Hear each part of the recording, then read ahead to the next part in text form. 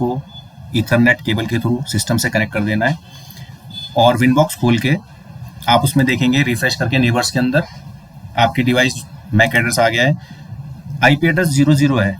तो क्या होता है, कभी कभी डिवाइस जब रीसेट हो जाती है तो या तो वो अपनी डिफ़ॉल्ट आईपी 8.88.1 में चली जाती है या फिर 00 हो जाती है। तो 00 हो गए तो कोई इशू नहीं है, हम विनबॉक्स के थ्रू इसको हम मैक एड्रेस के थ्रू भी कनेक्ट कर सकते हैं। तो हमें मैक पे क्लिक करना है और कनेक्ट कर लेना है।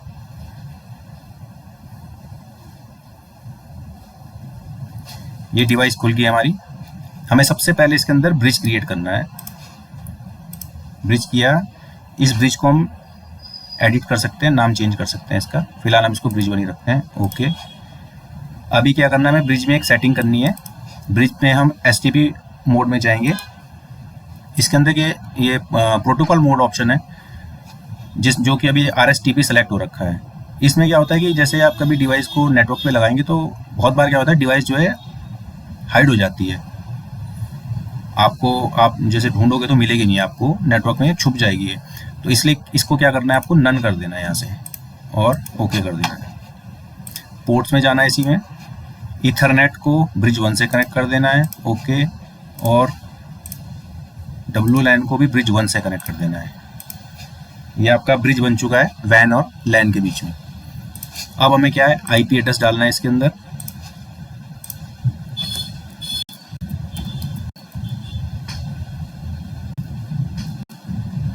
और यहाँ पर ईथरनेट सेट कर लीजिएगा।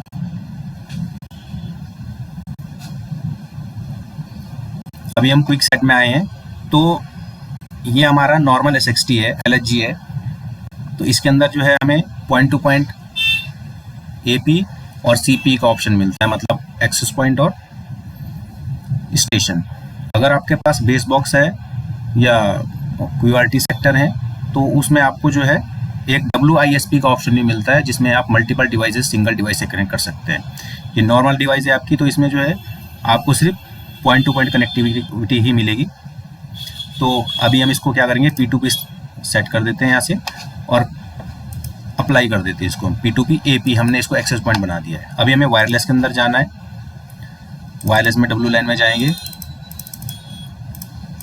जनरल ऑप्शन आता है सबसे पहला, कुछ नहीं करना है। वायरलेस में जाना है, दूसरा ऑप्शन है।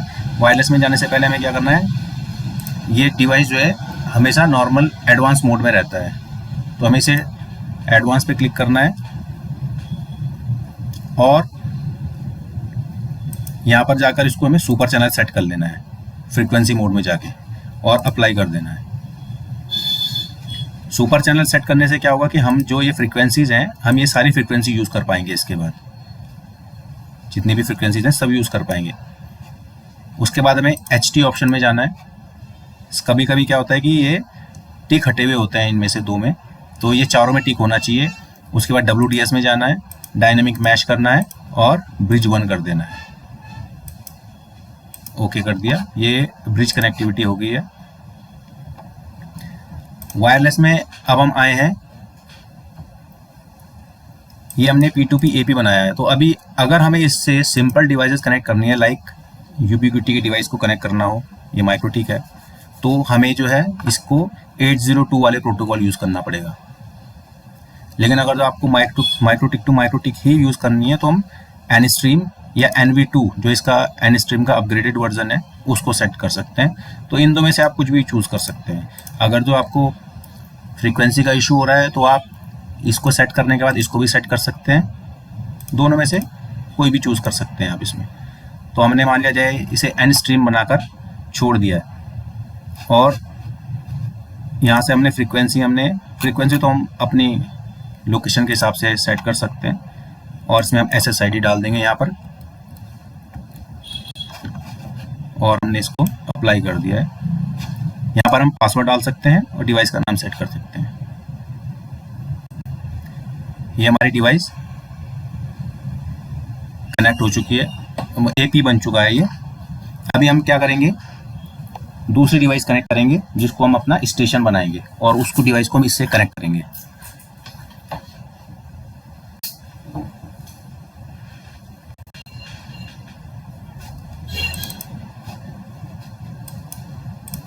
ये हमारा दूसरी डिवाइस आ गई है।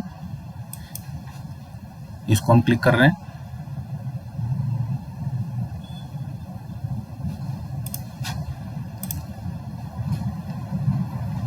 इसमें भी सबसे पहले हमें क्या करना है, ब्रिज क्रिएट करना है।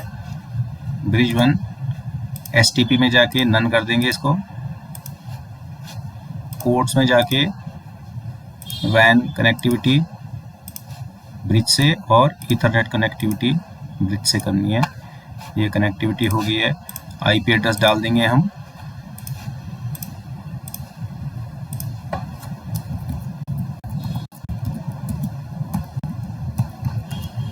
और इसको ईथरनेट 1 सेट कर लेंगे।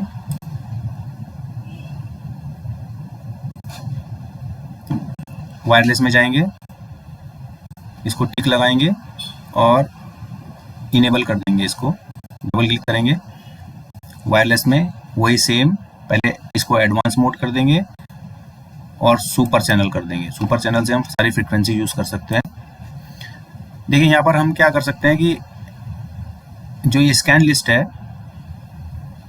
नॉर्मली क्या होता है कि हम लोग जो है प्रॉपर अपनी जो भी हम फ्रीक्वेंसी यूज कर रहे हैं या जो भी हम खाली उन्हीं को ही सेट करते हैं इसमें। और आप चाहें तो जो मैं प्रेफर करूंगा कि आप जो है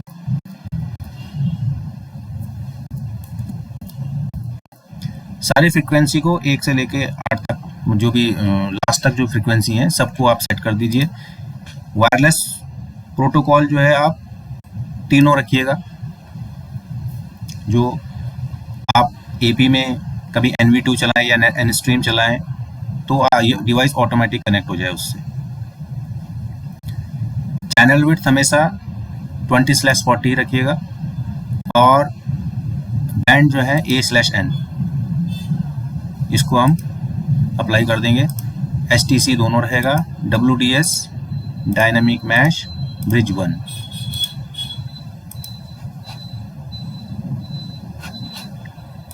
अब हम क्या करेंगे, ये डिस्कनेक्ट कर देंगे इसको। P2P CP बनाएंगे इसको हम।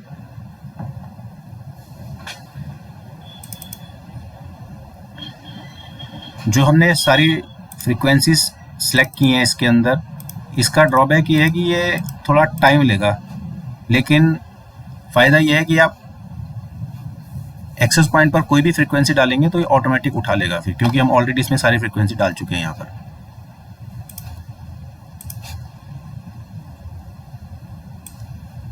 ये भी हमारी डिवाइसेस आ रही हैं। हमारी SSID करके डिवाइस है, इसको हम कनेक्ट कर लेते हैं।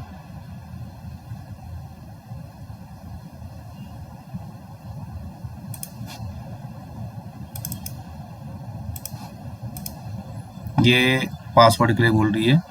जनरली पासवर्ड की ज़रूरत होती नहीं है, लेकिन कोई बात नहीं, हम लोग पासवर्ड डाल देते हैं इसमें। वापस से कनेक्ट कर लेते हैं AP को।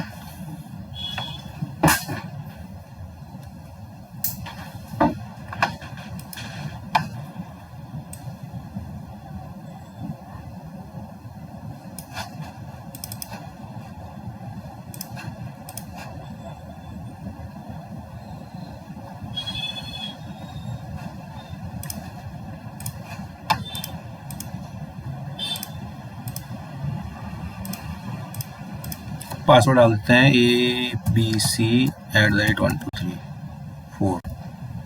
ABC@1234 डाल दिया हमने पासवर्ड।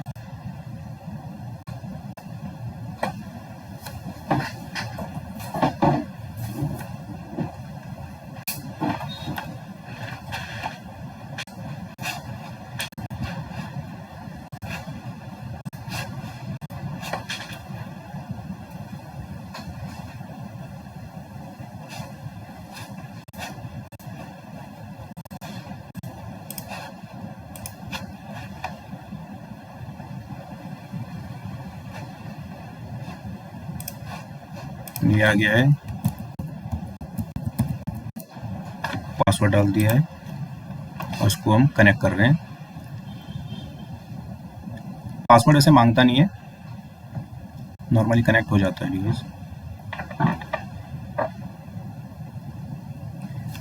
ये थोड़ा टाइम लेगा क्योंकि सारी फ्रीक्वेंसी ऐड की हुई है। हम एपी में कभी भी कोई भी फ्रीक्वेंसी चेंज करेंगे तो ये थोड़ा टाइम बाद ऑटोमेटिक कनेक्ट हो जाएगा उससे।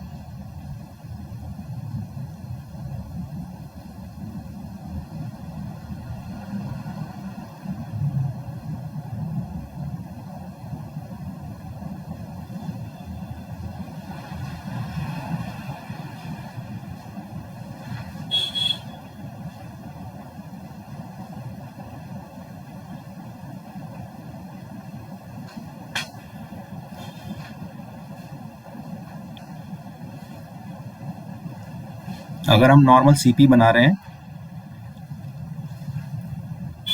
या किसी एक्सेस पॉइंट से कनेक्ट कर रहे हैं तो हम नॉर्मल टाइम पर इसको जो है नॉर्मल सीपीई ही रखते हैं। अभी पॉइंट टू पॉइंट कनेक्टिविटी है तो हम इसको P2P में डाल रहे हैं।